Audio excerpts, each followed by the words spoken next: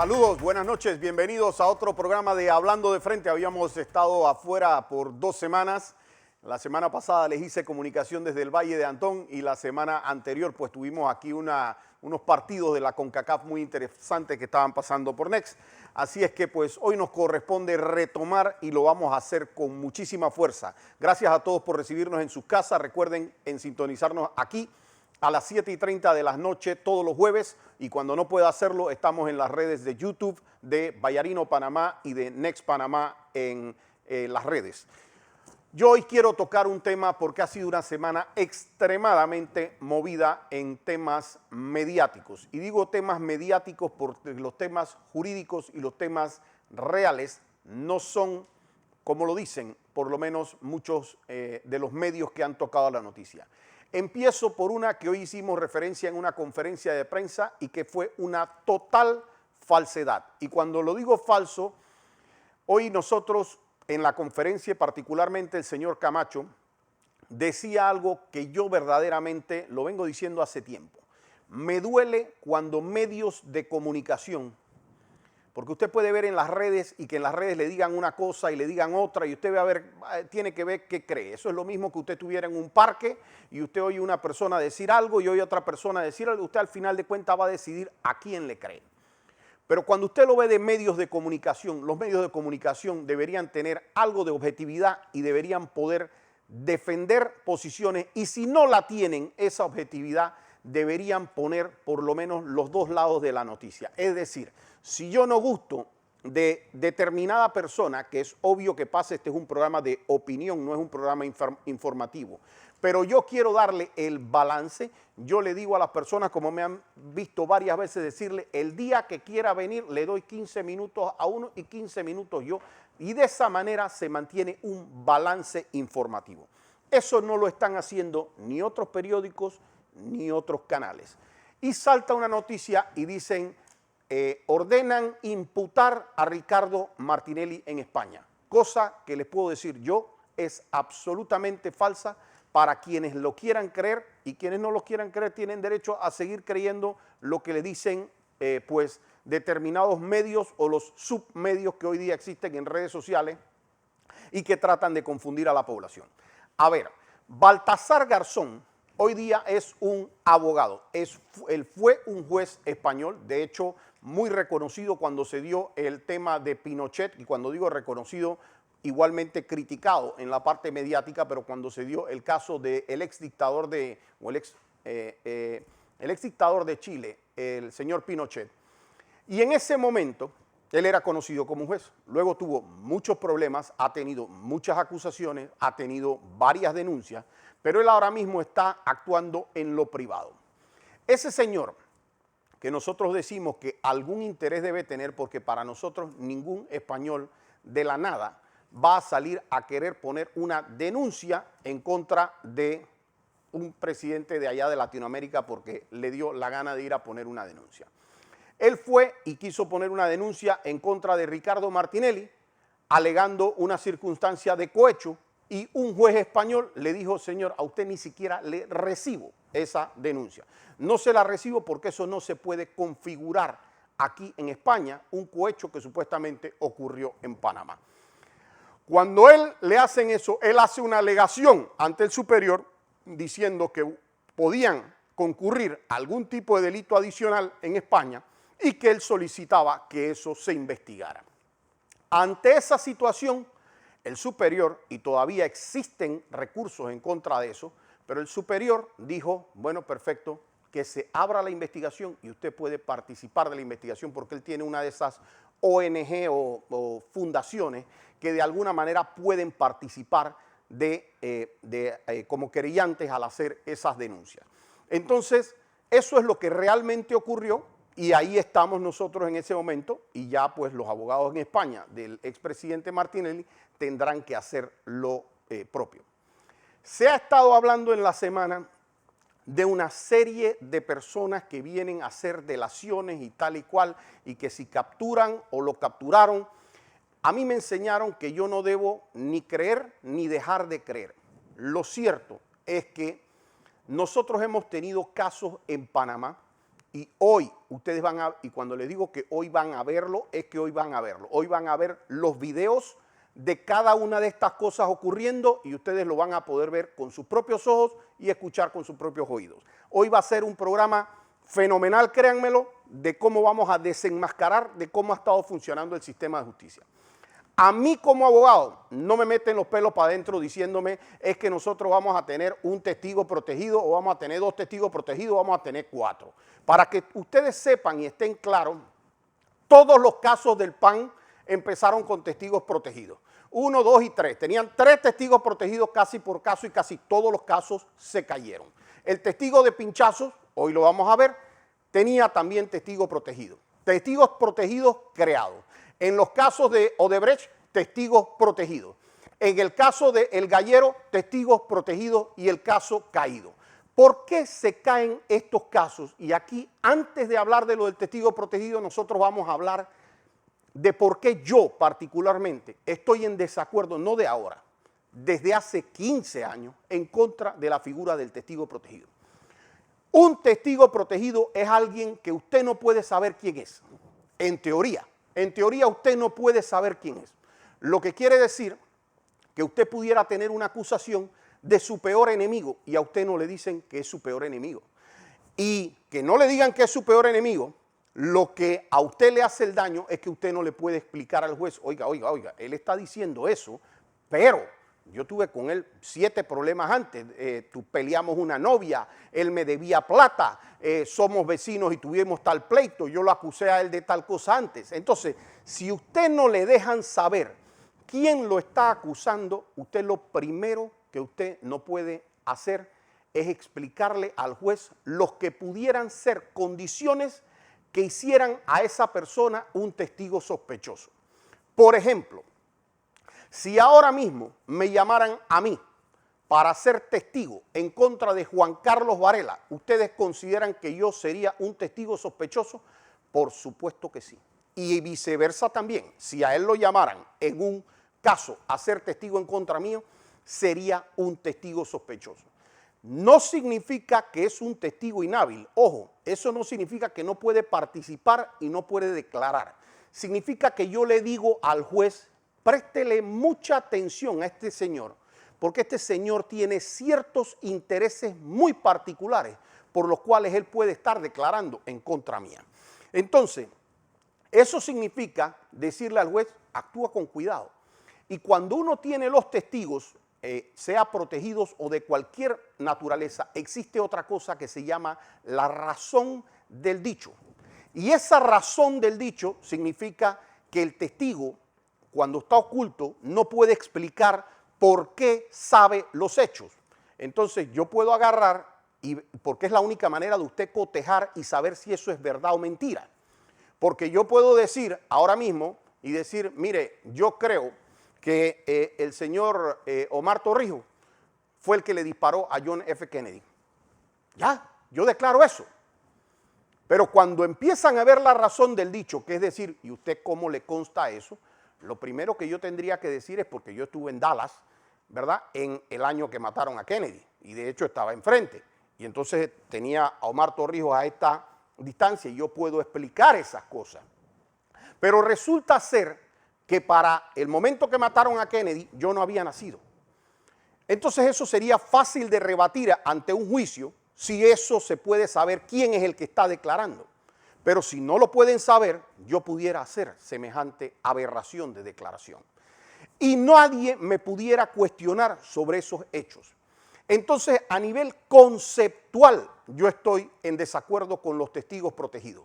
Pero adicional, a raíz de todo lo que ustedes conocieron en los Varela Leaks, los Varela Papers, como lo quieren llamar, lo que quedó claro es cómo se creaban los testigos en Panamá. Está más que claro también en los informes de Saltarín, cuando en el Consejo Nacional de Seguridad se decía textualmente en los informes que quedan rendidos en la presidencia y se decía preparando a un testigo, preparando a los testigos protegidos.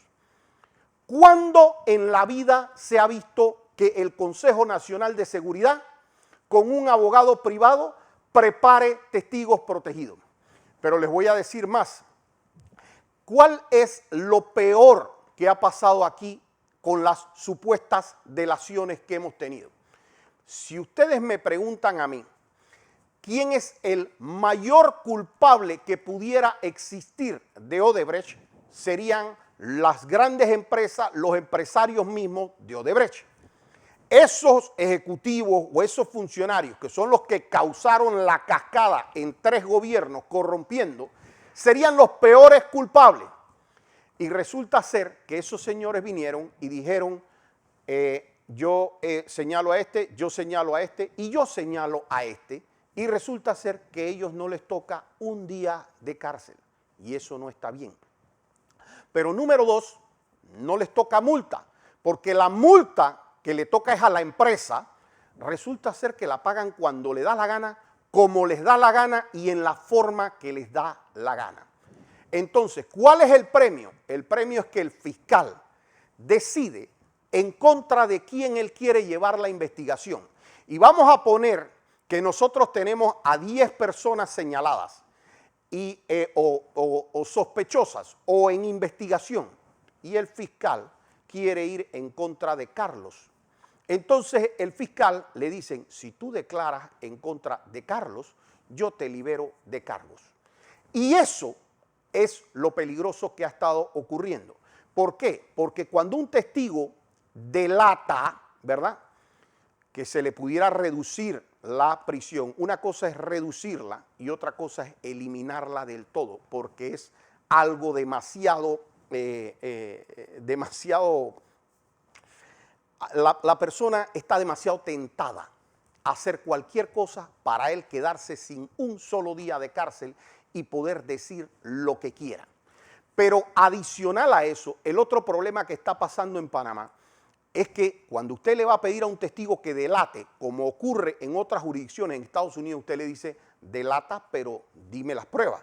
Entonces, ese testigo delator agarra y dice, sí, mira, nosotros tenemos esto y hay una casa que aquí es donde tienen guardadas las armas, aquí es donde tiene guardada la droga, en estas cuentas son las que tiene la plata, esto es lo que tiene. Y entonces se va armando y se van consiguiendo evidencias de lo que ese testigo está narrando para ver que sea verdad. Y eso entonces se puede ir comprobando. ¿Cómo han sido las delaciones en Panamá? Las delaciones en Panamá es que a mí me encuentran una cuenta bancaria por 5 millones de dólares, por un cheque que me giró Odebrecht. Y eso está a nombre de Alfredo Vallarino, la cuenta por 5 millones de dólares. Y el fiscal me llama a mí por el cheque de Odebrecht y me dice, Alfredo, ¿tú qué me tienes que decir de este cheque que apareció en tu cuenta? Y yo digo, bueno, pero fiscal, esa plata no es mía. Esa plata es de Ricardo Martinelli, o esa plata es de Frank de Lima, o esa plata es de Jaime Ford, o esa plata. Y el fiscal, sin pedirme ninguna explicación más, me dice, gracias, señor Vallarino, contra usted ya no tenemos cargos, ahora nosotros nos vamos, usted es un delator, y entonces a usted no le vamos a hacer absolutamente nada. Y eso es un ridículo que está haciendo la justicia en Panamá, va en contra de todos los principios de defensa. Es lo que ha estado ocurriendo y ahora ustedes van a empezar a ver, pero primero les quiero plantear qué es lo que establece la norma, porque en el caso de pinchazos nosotros tuvimos 2 magistradas y aquí les quiero decir los intereses que se están moviendo, que lo único que están tratando de hacer esos intereses es que Ricardo Martinelli no pueda correr a la presidencia de la República. A mí hay mucha gente que me para en la calle y me dice, licenciado, ¿y ustedes creen que van a poder evitar que a Ricardo le hagan una trampa que no pueda correr? Y yo les digo, por supuesto. Y por supuesto porque primero ha puesto a mí. Y segundo, no es porque nosotros no sepamos que nosotros nos estamos enfrentando a intereses políticos, a intereses económicos, y no es que no lo sabemos, lo sabemos. Lo que pasa es que nosotros vamos a dar la batalla como a mí me han enseñado a dar la batalla. Yo me trepo a un ring de boxeo no pensando que es que a mí nadie me va a pegar. A lo mejor me van a pegar, a lo mejor me van a romper un ojo, me van a romper la nariz, pero yo apuesto a que yo voy a terminar pegando más duro y a que el que cae en el piso es el otro. Y esa es la manera en que nosotros estamos acostumbrados a llevar nuestras peleas. Entonces, ¿Cómo se miden aquí a los testigos? Vamos a empezar por conocer, si me ponen la primera imagen, qué es lo que dice el artículo 920 del Código Judicial. Ojo, esto ya no es el Código Procesal Penal, pero son guías para los juzgadores de cómo tienen que apreciarse las pruebas en sana crítica. Artículo 920. No tiene la fuerza la declaración de un testigo que depone sobre algún hecho oído a otros, sino cuando recae sobre la declaración de un hecho muy antiguo o cuando se trata de probar la fama pública. ¿Qué quiere decir eso? Que no sirve un testigo que llegue y diga, a mí me contaron que fue Juan González o que fue Ricardo Martinelli o que fue Pedro Pérez el que hizo esto. El testigo no puede ser de oídas, el testigo tiene que ser, yo lo presencié, yo lo vi, a mí me consta. Vamos a ver lo que dice el artículo 921 y vamos con la siguiente y luego vamos a empezar con los videos. Dice, no hará fe el dicho del testigo que se contradiga notablemente en una o más declaraciones. Miren ustedes eso, el que se contradiga en una o más declaraciones, y van a saber en un momento por qué yo les estoy remarcando la contradicción en una o más declaraciones. En cuanto a modo, lugar, tiempo y demás circunstancias del hecho, o que declare sobre un hecho inverosímil. Tampoco tendrá valor, presten atención a esta parte, tampoco tendrá valor alguno la declaración del testigo que declara por cohecho o seducción. Un poquito de esto es lo que les he estado diciendo y ustedes ahora van a ver algo que ojalá arremezca a este país. Cuando aquí dicen que no se acepta un testigo que es por cohecho, es decir, que lo hayan comprado o que lo hayan seducido, porque dentro de eso, seducción que habla la norma, es que a usted le dicen, oye, si tú declaras en contra de Juan, a ti no te va a pasar nada. Eso es seducir a un testigo. Eso es agarrar, de paso sea, es un delito. Y lo han cometido y lo están cometiendo varias fiscales. ¿Por qué? Porque le dicen, si tú no hablas en contra de esta persona, si tú hablas en contra de este, a ti no te va a pasar nada. Ahora, Alfredo Vallarino, ¿cómo hace una aseveración tan fuerte? ¿Con qué evidencias Alfredo Vallarino sustenta una posición como esta? Ustedes van a ver aquí qué fue lo que declaró en como 6 o 7 contradicciones muy particulares, pero que quizás sean unas 100 que voy a llegar a sacar. Y quién sabe, vamos a hacer de esto hasta una película o un libro si es necesario, porque aquí la gente va a conocer lo que pasó con el sistema de justicia en Panamá. Y yo quiero que me pongan el siguiente video y yo voy a empezar a explicar. Si me ponen el video que tenemos para que la gente empiece a ver, esto fue video interno del juicio de Ricardo Martinelli, que por fortuna ya ha estado en redes. Usted realizó personalmente el volcado de los correos electrónicos de la cuenta bradpty507@gmail.com al CD Princo 2X56X, sí, que han sido mostrados en esta audiencia, sí o no. Sí. Señor juez, solicitamos permiso para evidenciar contradicción, toda vez que tenemos una manifestación contraria del testigo en declaraciones anteriores. Le pregunto, ¿esta declaración fue la que usted rindió ante la Fiscalía Auxiliar de la Nación el día 6 de agosto del año 2014? Así es. Le pido, ¿por qué la reconoce?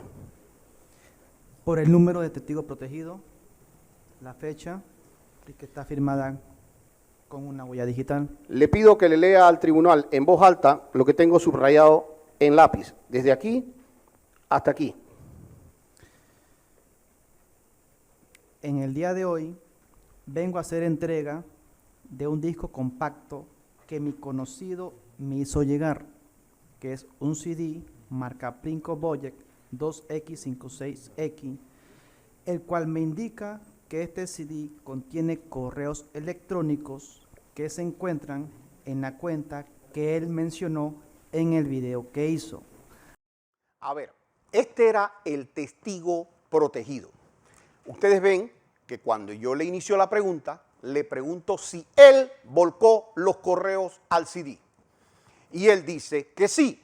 Sin embargo, ese testigo protegido que lo habían usado en fiscalía, en el caso de Gustavo Pérez, en el caso de Alejandro Garús, y que da lástima la forma en que mintió allá, allá se fue y dijo, es que allá un conocido me trajo el CD y ese CD ahí, ese señor decía que tenía unos correos.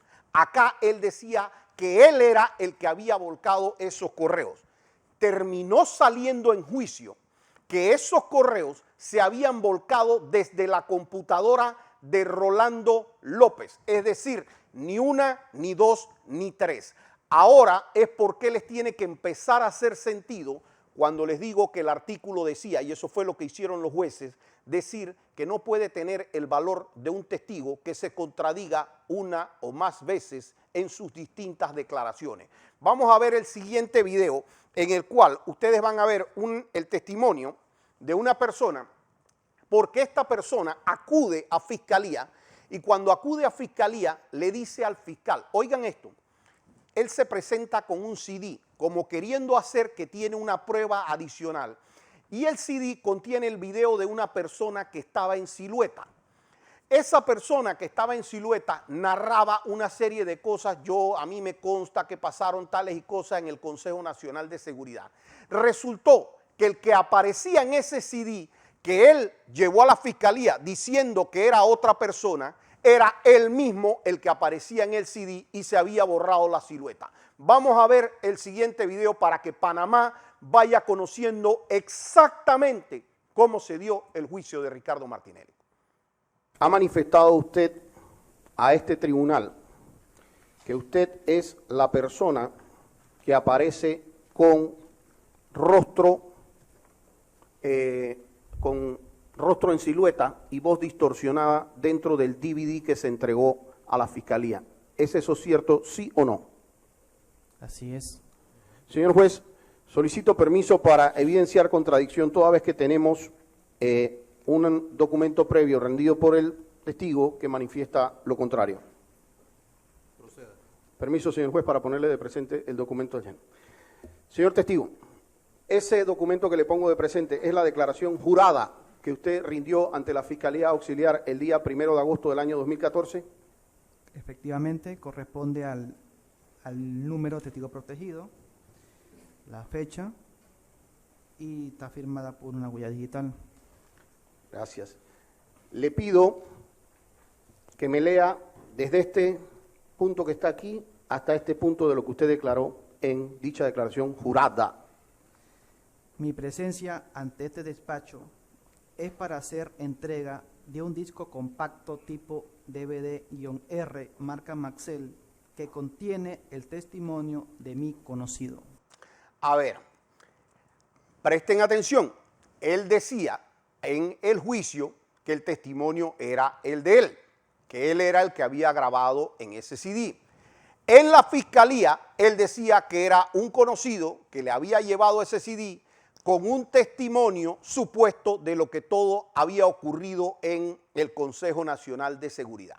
Este era el testigo estrella, el testigo protegido, el testigo que el día anterior a declarar se reunió probado y admitido por él mismo con Juan Carlos Varela en el Consejo Nacional de Seguridad.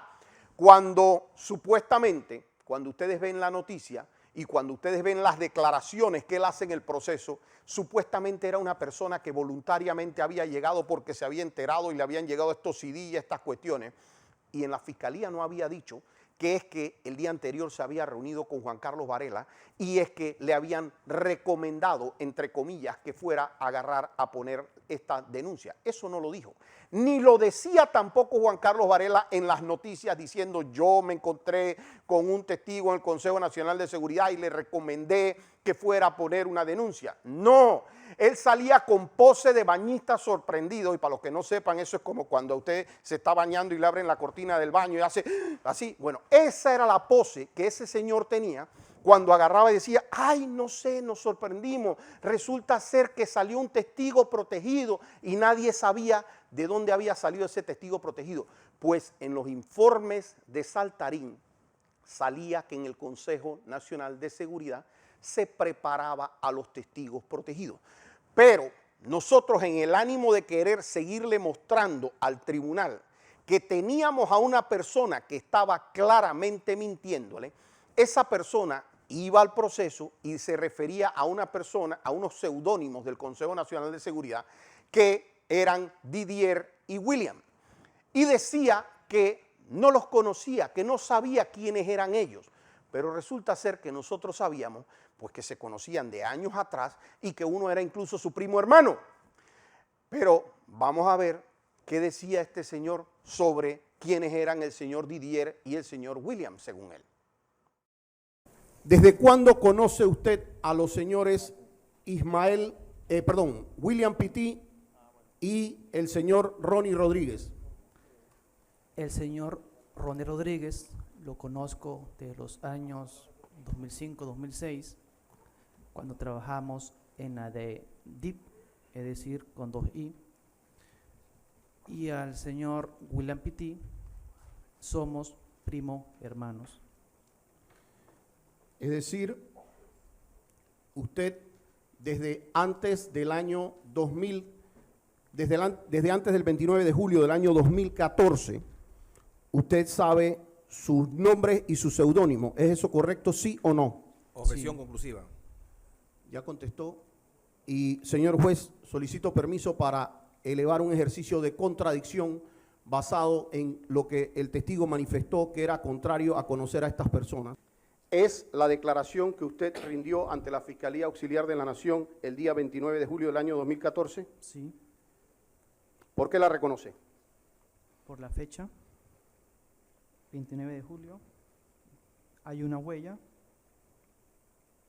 que puede ser la mía porque la firmé con huella. Le pido me lea para en voz alta desde el tribunal, para el tribunal, desde este punto hasta este punto. Esta capacitación se las dio a Didier y a Guillermo, que son seudónimos utilizados en ese lugar. No conozco el nombre de ellos. No conoce el nombre de ellos y con ellos supuestamente había trabajado años atrás y uno era su primo hermano, que lo conoce de toda la vida. ¿Cuál era la importancia de esta? No era tanto la declaración o qué es lo que decía. Lo importante es lo que mentía. Lo importante es decirle al tribunal, tú tienes a alguien enfrente, ¿verdad? Que Pinocho es como el asistente número 10 de este señor que se la pasa mintiendo. Pero ahora les voy a decir, porque aquí, como les dije, él decía que eso lo había hecho en su computadora. No, corrijo. Primero decía que un conocido de él lo había hecho en una computadora. Luego acá decía que lo había hecho en su computadora. Y luego terminó saliendo que se hacía en la computadora del señor Rolando López. Así que había que preguntarle a Rolando López y había que preguntarle a él cómo llegó a que los documentos que se estaban mostrando en juicio dijeran Rolando López.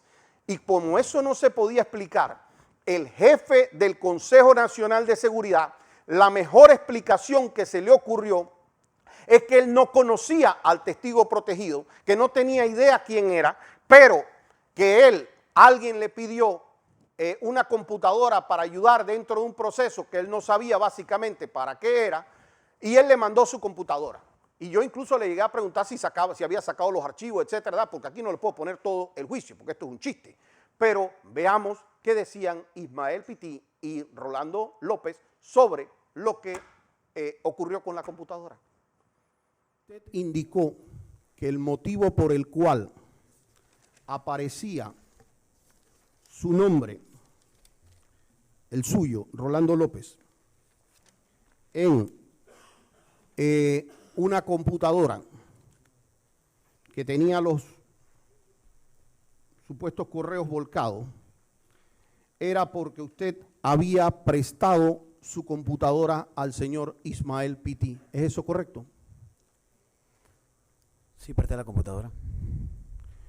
En el Consejo Nacional de Seguridad, ¿tenía usted computadora personal o era una computadora del Estado? Esa era mi computadora personal, por eso usted pudo ver en propiedades que sale Rolando López Pérez. O sea que usted le mandó su computadora personal con todos sus archivos a el desconocido para ese entonces de usted, Ismael Pití. ¿Es eso correcto? No tengo ningún archivo en la computadora, abogado. Mi pregunta fue si usted se la envió a alguien que para usted era desconocido en ese momento. ¿Es correcto?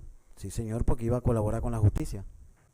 Le pregunto, ¿usted comunicó a la fiscalía, alguna de las fiscalías donde se presentó la querella, que usted había prestado dicha computadora, sí o no? Objeto a la pregunta, señor juez, impertinente.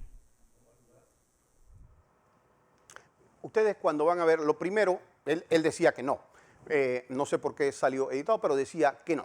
Pero lo cierto es que ustedes ven a la fiscalía incluso tratando de interrumpir una pregunta tan simple, porque no querían que saliera la verdad. Ahora, yo quiero que ustedes sepan, este señor, ustedes vieron que uno de los artículos que yo le leí dice que no deben tomarse en cuenta un testigo que declare por cohecho. ¿Y qué es eso? Que lo hayan seducido, que le hayan pagado, que lo hayan hecho. Entonces este testigo protegido ganaba $700.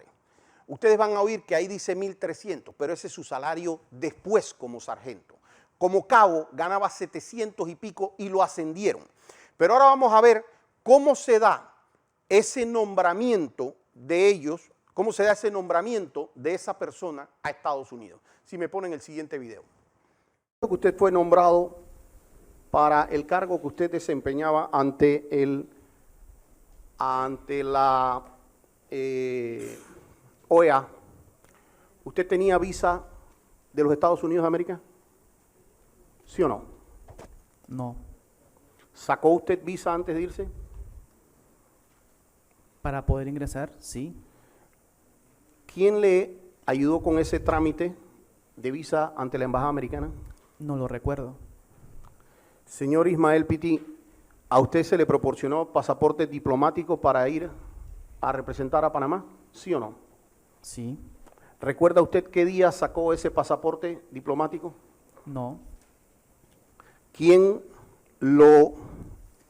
le dio la documentación para que usted fuera a adquirir ese pasaporte diplomático? No recuerdo. ¿Sabe usted si el señor Rolando López estaba al tanto de su designación ante la OEA, sí o no? Desconozco. Señor Ismael Pití, el señor Rolando López solicitó su licencia con sueldo al director de la Policía Nacional, sí o no? Objeción capciosa. No lugar. Desconozco. ¿Usted la solicitó, sí o no? Como indiqué en la mañana, las instituciones... La pregunta mía fue sí o no, señor juez. Correcto, responde. Repite la pregunta. ¿Solicitó usted a la Policía Nacional, sí o no, licencia con sueldo? No recuerdo. Señor Rolando López, después de que se presentaron estas denuncias, ¿supo usted de la suerte del señor Ismael Pití, sí o no? Bueno, el señor Ismael Pití se le envió el Ministerio de Seguridad, creo que le envió a un lugar fuera de este país, ¿no? Como parte de una misión extranjera, como policía. ¿Tuvo usted algo que ver con esa decisión, sí o no? Bueno, mire, los trámites los hace el Ministerio de Seguridad, realmente en este Mi momento. pregunta fue si usted tuvo que ver con eso, sí o no. Bueno, no me recuerdo, hace mucho tiempo que no me recuerdo.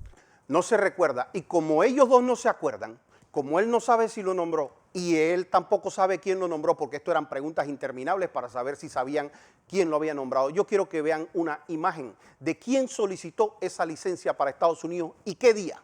Por favor, si me ponen la imagen del resuelto por medio del cual mandan a Ismael Pití a Washington, por favor. Ahí tienen ustedes el resuelto, que como ellos no se acuerdan, pues yo sí se los voy a decir. En el año 2014 solicitó el comisionado Rolando López, secretario del Consejo Nacional de Seguridad, que nada tenía que hacer con esto porque supuestamente Ismael Pití era un cabo asignado a la DIP de Chiriquí. Pero sin embargo, él solicita eso ¿a partir de qué día?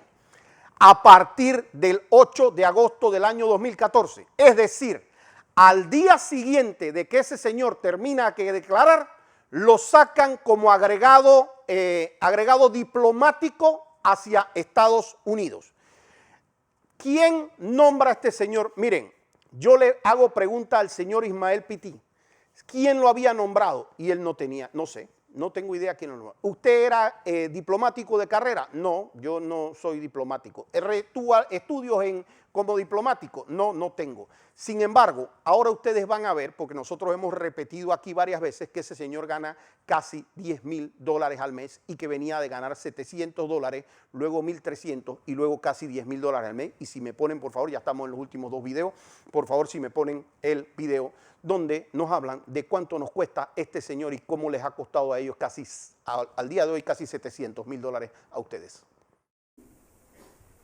Usted, cuando se fue como agregado ante la representación diplomática, ¿pidió algún tipo de licencia a la Policía Nacional? No recuerdo. Desde agosto del año 2014 a la fecha, ¿usted ha seguido cobrando, sí o no, su salario como sargento de la Policía Nacional? Confesión Sí. impertinente. No al lugar. Perdón, ¿su respuesta? ¿No la escuché, señor juez? Puede responder. Sí, ¿Cuánto es su salario como sargento de la Policía Nacional actualmente? mi salario como sargento segundo en la Policía Nacional es de 1.324. Y a eso se suman los 7,000 balboas que se le daban como funcionario de la organización diplomática. Objeción Sí. conclusiva. ¿Sí o no? No al lugar. Sí, ese salario es por, como usted le indicó, representación diplomática. Recuerde que la vida en Estados Unidos, exactamente en Washington, D.C., el costo de la vida es sumamente alto. ¿Usted tiene estudios diplomáticos? ¿Sí o no? No, ¿Quién personalmente le comunicó a usted que usted debía ocupar esa posición en Washington? Objeción repetitiva. No. Él ha dicho que no sabe quién lo nombró. La pregunta es quién personalmente, o sea que es una pregunta diferente, no al lugar. no lo recuerdo. Antes de su declaración, cuando usted estaba asignado en Boquete, en la DIJ de Boquete, ¿usted tenía planes de viajar a Washington, sí o no? No, Esa es la prueba más grande que ustedes tienen de cómo se cocinó. Es decir, cuando él viene de Chiriquí acá, antes de llegar al Consejo de Seguridad, él no sabía que iba para ningún lado. No tenía planes de ir a Washington, no tenía planes de ir ni a Chepo.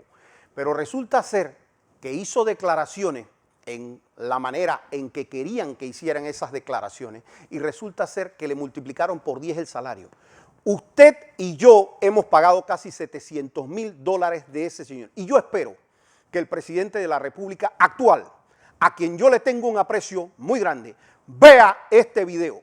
Porque cuando yo le digo que nosotros tenemos un testigo que se la ha pasado mintiendo en juicio y al que le estamos gastando $700,000, yo no le estoy mintiendo. Aquí otras personas le están mintiendo al presidente de la República. Nosotros tenemos a una persona que de manera confesa fue quien realizó una serie de declaraciones que son falsas y a esa persona le estamos pagando casi $10,000 al mes solamente en ingresos porque hay otros gastos y esto nos ha costado a nosotros ya casi $700,000 esta gracia. Pero culmino con este video que yo quiero que ustedes vean cuando decían, pero cuando yo les digo a ustedes el interés que pueda tener una persona en el proceso. ¿Qué interés puede tener una persona en el proceso? Y claro que ustedes me van a decir a mí, hombre, por supuesto, si a una persona que gana $700 le dicen tú quieres ganar $10,000 al mes durante los próximos 7 años y nada más tienes que decir que tú viste a Alfredo Vallarino hacer eso, pues yo creo que se puede lograr que varias personas, no digamos que no todas, pero que varias pudieran hacer declaraciones tan falsas como esa. Pero ese señor tenía un interés adicional. Es que ese señor dice que los correos eran de él, que él volcó los correos, que él era el que operaba todo lo que está ahí. ¿Por qué ese señor no está procesado? ¿Por qué si él dijo eso enfrente de todos los fiscales que están ahí? ¿Por qué no lo apresaron? ¿Y por qué no lo detuvieron? Porque tiene un interés directo en el proceso que le dijeron, si usted declara en contra de esta persona, a usted no le pasa nada. Vamos a ver lo que ese señor reconoció en el video.